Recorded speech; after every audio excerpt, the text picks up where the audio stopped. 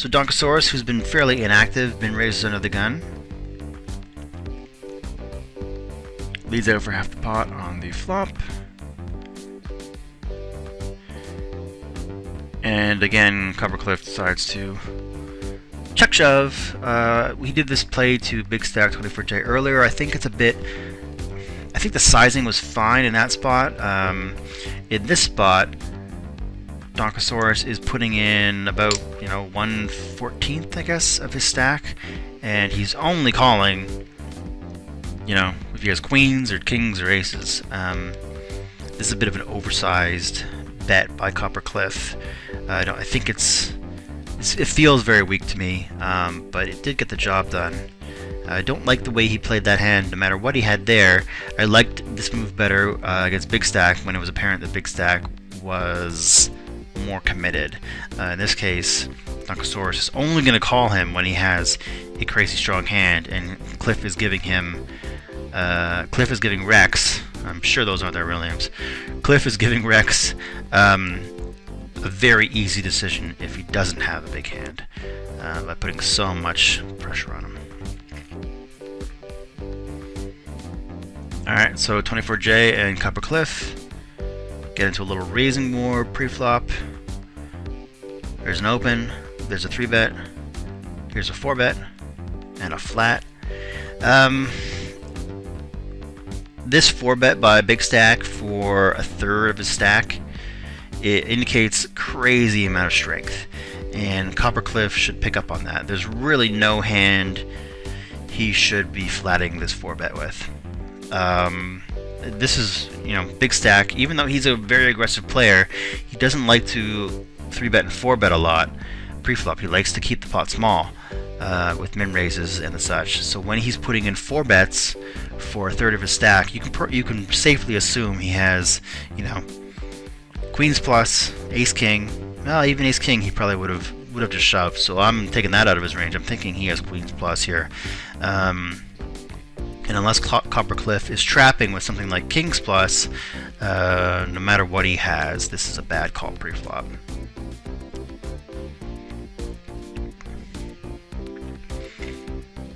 So 24J decided not to get his chips in on the flop, but he instead gets him in on the turn. So a little bit of a delayed c-bet shove, and he gets the action from Coppercliff. And it was ace versus tens. Yeah, see, as we said, a player who opens a lot, makes a lot of small pre-flop bets, is not going to 4-bet a lot unless he has a hand, somewhere in this range, which makes this call with pocket tens, you're crushed. You don't have the right implied odds to call and hope to hit a 10 and hope to get the rest of his stack because he doesn't have a lot of chips back to begin with. So again, this is Coppercliff just gambling in a bad spot. I don't mind him re-raising in 3-betting 24J in the first place with pocket tens, but when 24J 4-bets, I think you have to realize you're in a lot of trouble with your pocket tens and get away from them there. Post flop, I guess he could have got away from his tens since he had on the turn he had a gut shot, second pair, but he had no diamonds. If he had a diamond, I think I would have liked that call on the flop, but with the hand he actually has, I think you have to fold when the guy shoves for full size the pot on the turn.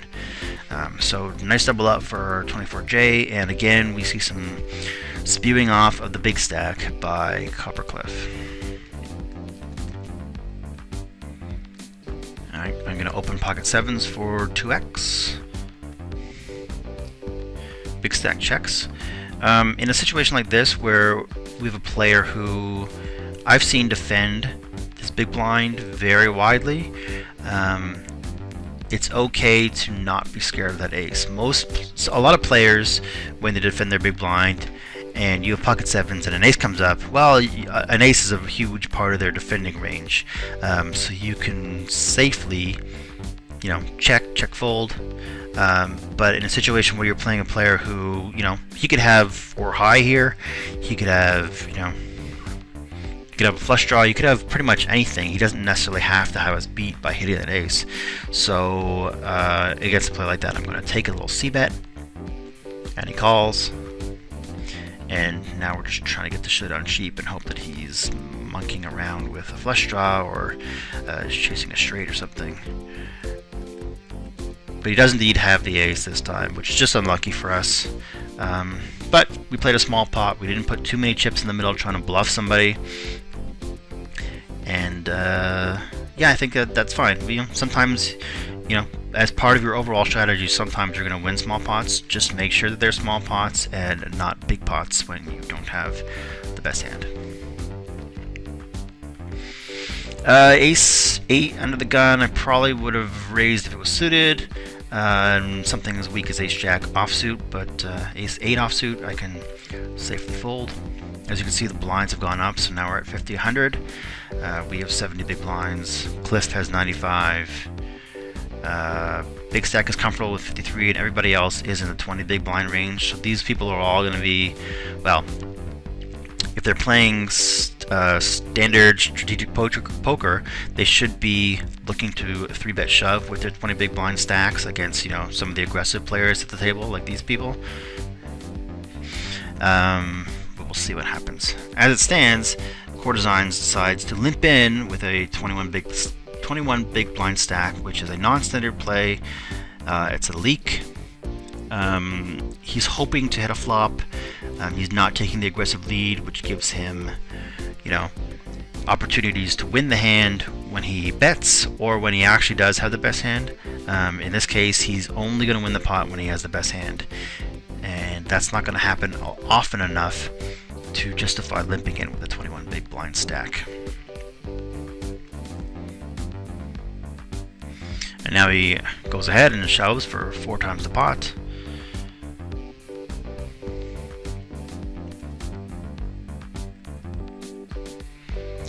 Yeah, the limp with Ace 8 was horrible. The shove on the flop was also pretty bad. He's only going to get called. Actually, he got called by pretty much the bottom of anybody's calling range. And more often than not, when he gets called here, his kicker is not going to play. It's not going to be good enough. He got lucky that he got a player with a lot of gamble in him to call off way too many chips with a substandard hand, which is a theme for Coppercliff this tournament. And though it hasn't hurt him too much yet, we'll see later on that, in fact, it'll catch up to him eventually.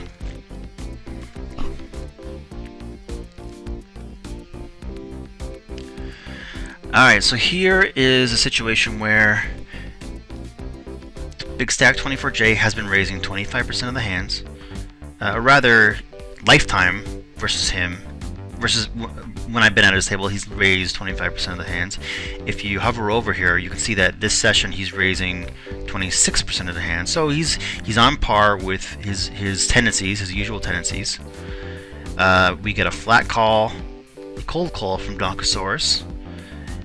And I have the button, which means I have position, and I think I'm going to come in for a 3-bet here, which I do. Oh, I'm not sure I like the sizing of that bet.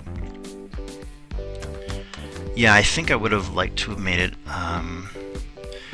because there's a call between Big Stack and myself, I think I would have liked to make it about 725, something like that. 575, you're not getting many folds. Although we do have position, so that's a plus. Alright, so we get 2 callers, and this flop, we have our gut shot, and there's a queen and a 10 on the board, which is all over their calling ranges. Ace King is the worst for them. If they're calling here with Ace King, that's probably the worst situation. Every other hand that they would call with is probably in pretty good shape. Jacks is doing okay. Jack 10, 10s, queens, obviously Ace Queen could be on the calling range there. 8-9 is doing okay. Things like that. There's a whole lot of hands that this kind of flop texture helps out. So it is check to me, and I bet. There's my good old 40% pot bet. I don't like this bet because I just have the gut shot, and like I said, one or both of these players is going to have something. I think if there was only one of them in the pot, I would like that bet a little bit more. Because there's two of them, and because this bet represents a third of Donkosaurus's stack, if he has anything, he's going to shove, and I can't call. So I think I would have liked to have checked and taken the free card and maybe hit my king, or maybe hit an ace. And big stack takes advantage of me, makes me pay. So whatever he had, if he's bluffing or not, that was a nice little raise by him. Yeah, I don't like the way I played that hand. I think the pre-flop re-raise size was too small, and the flop lead was way too optimistic. Alright, we're going to limp in with pocket threes here after an under the gun limp, and hopefully everybody limps and we hit a 3 and win a big pot. We do in fact hit our 3, and there's 4 people in the pot with us. And now we get to see what happens when we raise after Coppercliff leads out into the field.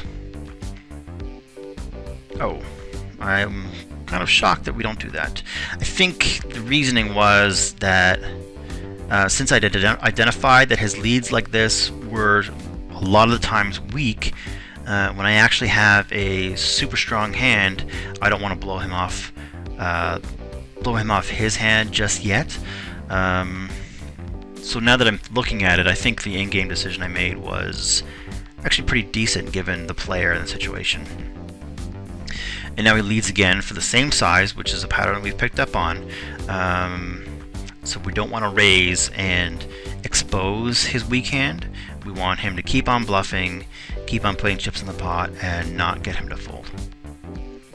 And again, he's 200, 200, and 200. So now there's no more streets left, so obviously we can't just slow play anymore. We have to put a raise in, hope that he actually has a hand that he can call us with. Yeah, given the size of the pot, I think that's a reasonable size bet, and he just folds. So he just dusted off 200 plus 200 plus 200 chips, bluffing with no chance of us ever folding. We called the flop. We're not going to fold the turn on the river for the exact same bet size. He's just clicking buttons over there, it seems like. And I think our assessment that he would have folded at any time on the flop or the turn was probably correct, considering he didn't pay us off on the river. So any of those raises we would have lost.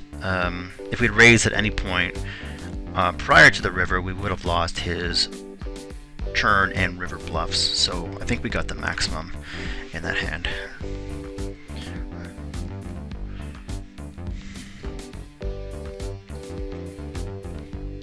I'm going to defend the min raise, defend against the min raise of 24J.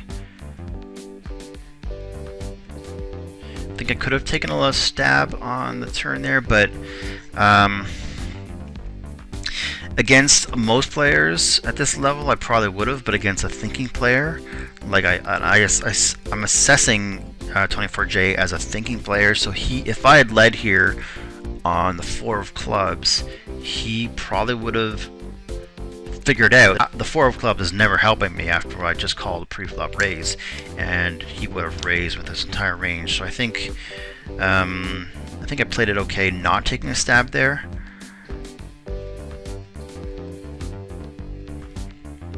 Yeah, I think he probably would have called with ace high on the turn there if I had taken a stab, even though he didn't have anything. And he would have been right to.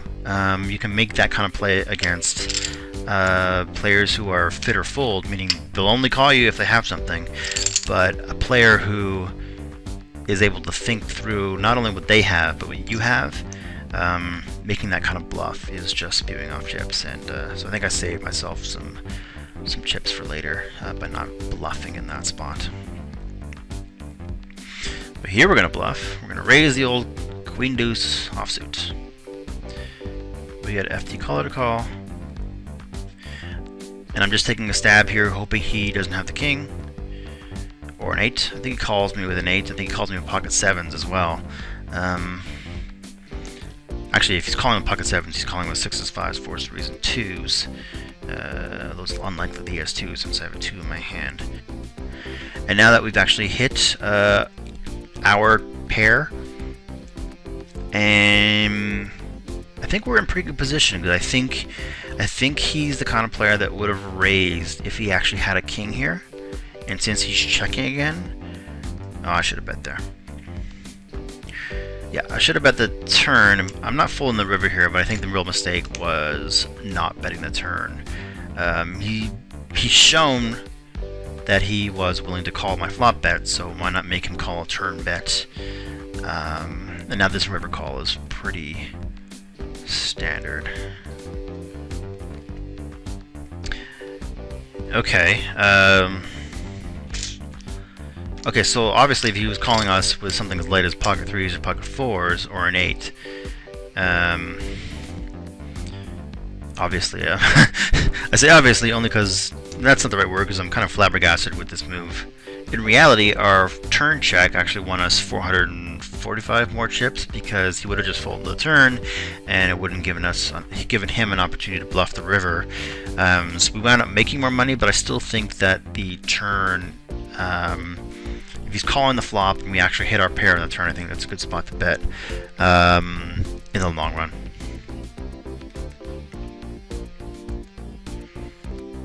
Alright, I wouldn't have been surprised if we opened 6-7 suited there, but early position as we are, I don't mind the fold.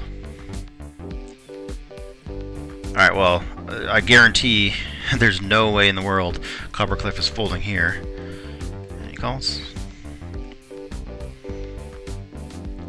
I'm actually surprised that he isolated FT caller in the first place. I'm not surprised that he called Eradicator's 18 big blind shove. Yeah, that's fairly reasonable. Again, this is an instance of Coppercliff putting too many chips in the middle with a substandard hand when it's pretty obvious he does not have the best hand. So Eradicator gets a double up. I think I should fold the small blind here. 8-5 offsuit is a pretty trashy hand. Don't want to get too involved with it. Okay, okay, so Coppercliff is leading out. This is what you would call the opposite of a weak lead, whereas before he was betting, making tiny bets into big pots. Now he's making an enormous bet into a small pot. He's not betting 8,700, obviously. He's only betting FT callers 1,400, but even that 1,400 is still enormous considering there's only 250 chips in the pot. He probably has a flush draw. He just wants to get his opponent to fold. I can't imagine he's doing that with a queen. Maybe he's doing that with a 4. We'll never know. Alright, I'm going to raise on the button with 8-7 suited. Again, FT caller calls us. Yeah, again, betting, shoving for, more than twice the pot.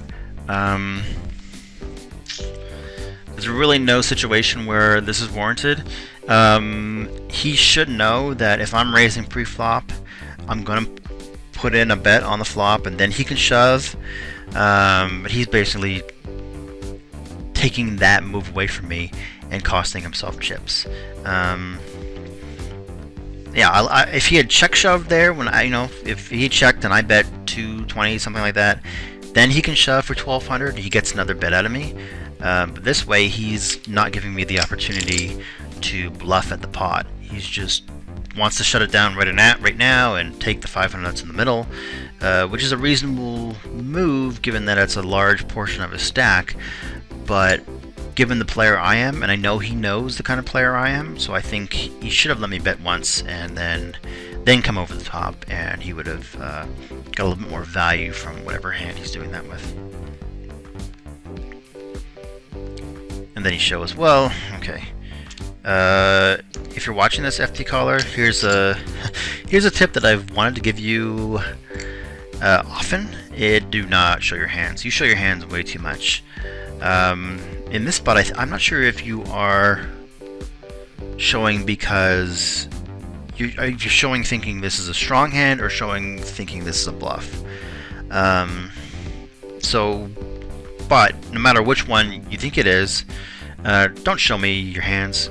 Poker is a game of incomplete information. The less information your opponents have about you, the harder it is for them to play. When you freely give information to them, you're making it easier for them to play you. So don't show your hands in pretty much any situation. I know it's fun to show your hands sometimes, and when you have aces, oh look, I had aces, I wasn't raising with trash. Even then, in the long run, it's gonna cost you money. Keep your hands secret. Don't let your opponents get any kind of read on the way you play. As it stands, the pocket nines making that move, I think the standard move, given your stack size, would have been the shove pre-flop, especially given that an aggressive player is raising the button. If I have any part of this board, well, because I did have the 7, and I did think about calling there, but you made it. That's okay. There's the mistake. I actually had a part of this board, and I was thinking about calling you because you made it so many chips and such a high price. You made it easy for me to fold my marginal hand. So that's really the mistake you made. Give me a chance to either bet or make a call, cheaper with a marginal hand. Yeah, that would be my advice for how to play the hand. Either lead out for smaller or check shove. I think leading out for a shove is the real mistake here.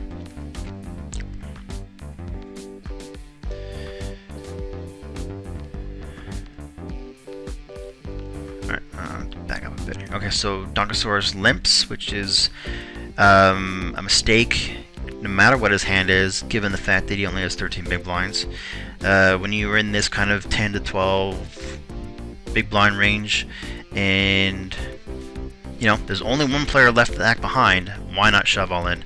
I think in my last video, the video I made of Easy Does It Double D's tournament, there's a section in there, and maybe I can try and link to that here. There's a section in there where I talk about shoving any 2 cards, or shoving marginal hands when you have a stack size like this and there's a few people to act behind you. That's a good way to turn this, to kind of slowly grow this stack. It's very unlikely they'll have a hand good enough to call you with. Instead of doing that, a player, Donkosaurus, has decided to play at a position with a short stack versus an aggressive player with a big stack, and that is a much worse position than him blindly shoving and hoping I don't have a hand good enough to call him with. He takes a lead, hoping I don't have an ace or a king, but as in the hand that I played against Big Stack 24J, I can safely assume that since he didn't shove all in with his 13 big blind stack, he's not hitting an ace or a king. He would have shoved all in if he had an ace or a king. So I can, even though I have a flush draw as a backup, I can safely just put him all in and expect him to fold a large percentage of the time. And here's a hand you always like to see. Folded to me on the cutoff. I come in for my standard 2x raise. And actually, this is one of the first correct shoves that we've seen Core Designs make in this tournament. He's been shoving a lot of oversized shoves, 5 times the pot, open shoving for 35 big blinds. This is actually a fairly standard shove when you have something in the range of 17 big blinds, 17 to 20, 22 big blinds or so. That's when there's an aggressive player who can open a wide range of hands. This is a good stack size to reshove with no matter what you have, because it's anything less and you're not going to have a lot of fold equity. If he had something like 12 big blinds, then I'm going to be priced into call a lot more often. But 17 to 20 big blinds, if I'm just monkeying around and raising with queen deuce suited and raising with 7-6 suited like we've seen me do, then I'm going to fold those hands because he's putting a lot of pressure for me to call. As you can see,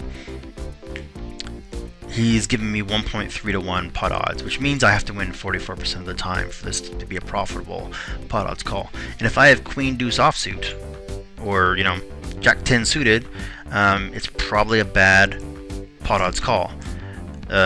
he just got unlucky that I happen to have the top of my range, and I make the call. And he did it with king queen suited, which is that's a perfectly reasonable hand to reshove in that spot with. Against an aggressive opener, you have king queen in the big blind with 17 big blinds. That's a great play by him. The unlucky part was I happened to wake up with a hand that I could call with and that he didn't suck out on me with. So now we're at 88 big blinds, and we are, after him being way out in the distance for most of the tournament, Copper Cliff is now within striking distance. Big stack is still pretty healthy and reasonable, but no one else is really close to what the two of us have.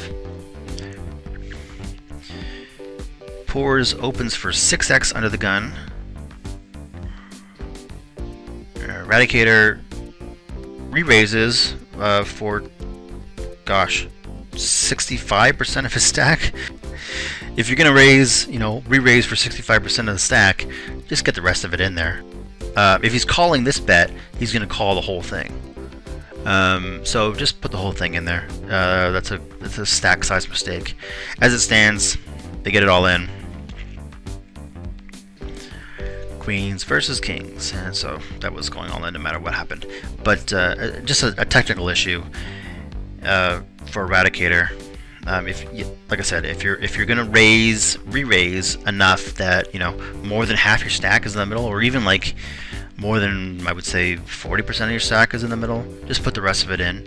If he's calling the 40%, he's gonna call the full 100%, and that way you get maximum value from what is a hand that you want to get maximum value from. So Eradicator, who was down to 800 chips or so at one point, is now up to a very healthy 6,900 chips. Spoiler alert, he sticks around with us for a while. Alright, here we have 24J opening for min-raise, and FD Caller flatting from the button, and Stu RS flatting from the big blind.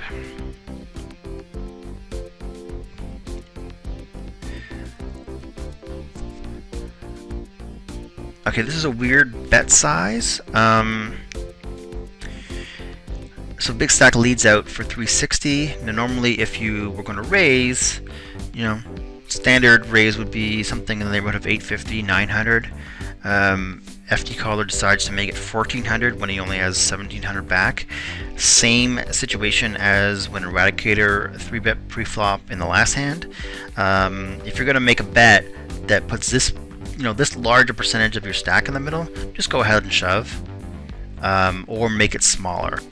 With this bet sizing, if he's going to call this 1400, he probably has a hand he can call off the rest with, so why not get the whole thing in the middle? If in fact you want him to call. If you're bluffing, then why not put the whole thing in the middle and put maximum pressure on him.